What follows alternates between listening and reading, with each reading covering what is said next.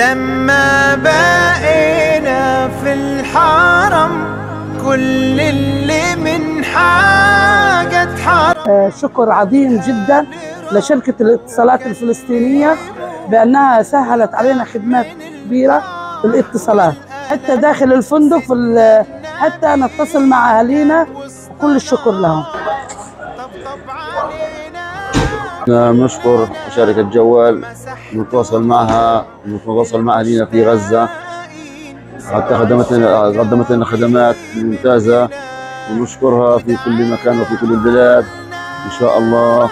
حجاج قطاع غزة بنشكر شركة جوال الاتصالات الفلسطينية إنها بتتواصل معنا وسمحت لنا إنه خلينا نحن نقدر نتواصل مع أهالينا في قطاع غزة.